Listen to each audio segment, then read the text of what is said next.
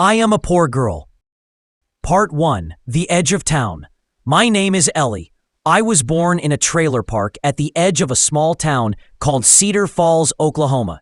The first memories I have are of the cracked linoleum floor in our kitchen, the way it peeled up in the corners, and how my mom used duct tape to keep it down. We didn't have much. Some days, not even enough food to fill our stomachs. My mama worked 2 jobs, one as a waitress at Carl's Diner, the other cleaning rooms at the Cedar Falls Motel. My dad wasn't around. He left when I was 3, and she never talked about him. There were nights when I'd crawl into bed beside her because the cold came in through the thin trailer walls. She'd wrap her arms around me, whisper that everything was going to be okay. I don't know if she believed it, but I clung to those words. We had one old car, a rusted-out Ford Escort that coughed and wheezed when you turned the key. Most days, Mama took it to work. On the rare evenings when she was home, we'd drive to the library so I could borrow books. That library became my second home. From the moment I learned to read, I escaped into stories. Stories about girls who lived in houses with real floors, who never had to worry about money, who wore pretty clothes and ate warm meals every night. But I was just a poor girl in a town that liked to remind me of it. Part 2. School and Small Cruelties. At Cedar Falls Middle School, I sat in the back of every class. I wore hand-me-down jeans that were always too short. My backpack had a broken zipper. When I bent over to pick up a pencil, kids would laugh and whisper, "Ellie Trash," they called me. Trailer Park Queen. Sometimes I tried to pretend I didn't hear, but the names stuck to me like burrs. There was one teacher who noticed, Ms. Reynolds. She taught English and had a kind smile. Once, she asked me to stay after class. "Ellie," she said gently, "I've been reading your essays. You have a gift." I didn't know what to say. No one had ever told me I was good at something. "You should consider entering the state writing contest," she said. I looked down at my ragged sneakers. "I don't think I can." She smiled anyway. "Just think about it." That night, I lay awake in bed. Could a poor girl win something like that? Part 3. A Small Hope. The next day, I borrowed a library book about writing essays. I filled a spiral notebook with drafts, crossed out lines, and tried again. In my story, I wrote about a girl who lived in a trailer park and dreamed of becoming something more. It wasn't fiction. It was me. When I turned it in, Ms. Reynolds gave me a hug. "You should be proud," she said. 3 weeks later, a letter came in the mail. It had the state seal on the envelope. My hands trembled as I opened it. First place. The prize was $500 and an invitation to read my essay at the county courthouse.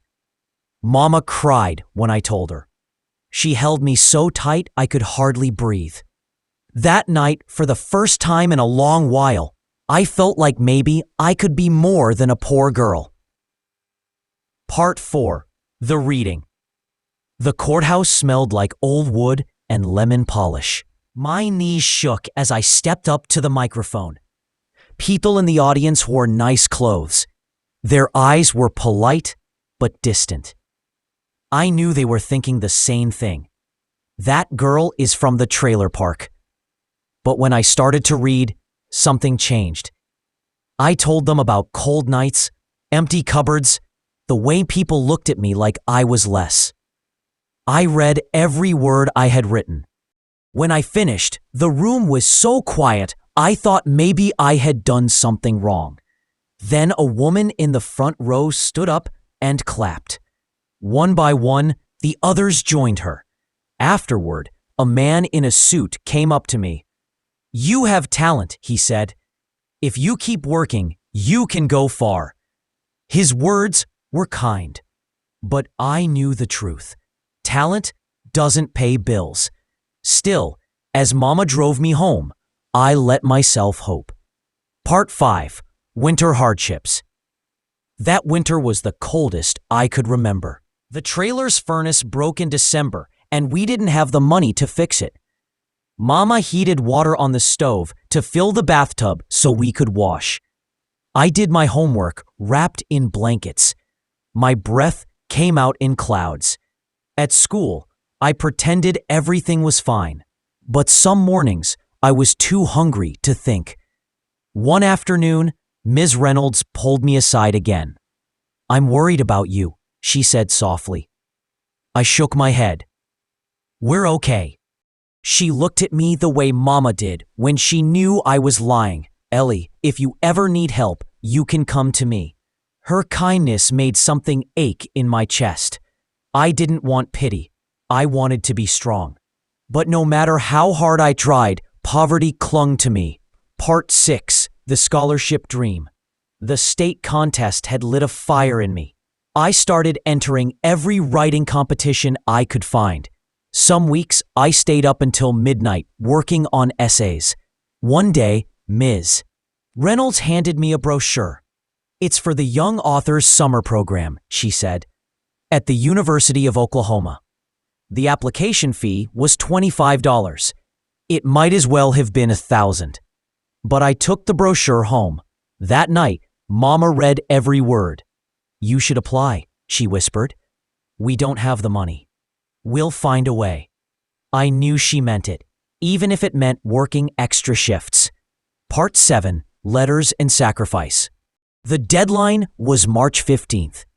Mama picked up extra hours, and I helped her clean motel rooms on Saturdays. Every dollar she made, she saved in an envelope in the kitchen drawer.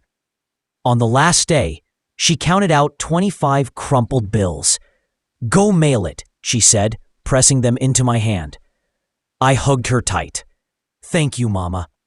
I mailed the application and tried not to think about it. A month later, a thick envelope arrived. Congratulations, I had been accepted. And I'd won a partial scholarship. But there was still a balance of $600. My heart sank. I was a poor girl. How could we ever afford it? Part 8, Community Kindness. Miss Reynolds came to our trailer one evening. "I spoke to the principal," she said gently. "We want to help." Within a week, the school had organized a fundraiser. The PTA donated, teachers chipped in, and even some of the parents who had never spoken to me gave a few dollars. When they handed Mama the check, she cried again. I stood there, stunned. For the first time, I didn't feel like an outsider. Part 9. The Summer Program. The university was bigger than anything I had ever seen. For 6 weeks, I lived in a dorm. I shared a room with a girl named Sarah, whose dad was a lawyer. She had shiny hair and expensive clothes, but she treated me kindly. Every morning, we attended workshops. I learned about storytelling, structure, and voice. I wrote until my fingers cramped. At night, I lay in bed, thinking of Mama working late shifts so I could be there. I promised myself I would make it count. Part 10. Coming home changed. When I returned to Cedar Falls, everything looked smaller. The trailer hadn't changed. The cracked linoleum was still there. The furnace was still broken. But I had changed. I knew that I didn't have to stay trapped by poverty forever. Part 11. High school struggles. Freshman year, I joined the school newspaper. I kept entering contests. Some I won, some I didn't. Mama worked harder than ever. She never complained, but I saw the lines deepen in her face. I got a job at the library to help. Every paycheck went to groceries and bills. Some nights I lay awake worrying, but other nights I dreamed of college, of a future I couldn't quite picture. Part 12. The Biggest Prize. Senior Year. Ms. Reynolds, now my journalism advisor, encouraged me to apply for the National Young Writers Fellowship. The prize was a full scholarship to any state university. I worked on my essay for weeks. I poured my entire life onto those pages. I wrote about being poor, about cold winters, empty pantries, and the shame that never quite went away. about Mama's sacrifices, about hope. Part 13, The Letter. March 10th, the letter came. Mama was at work. My hands shook as I tore it open. Dear Ellie, we are pleased to inform you. I sank to the floor and started sobbing.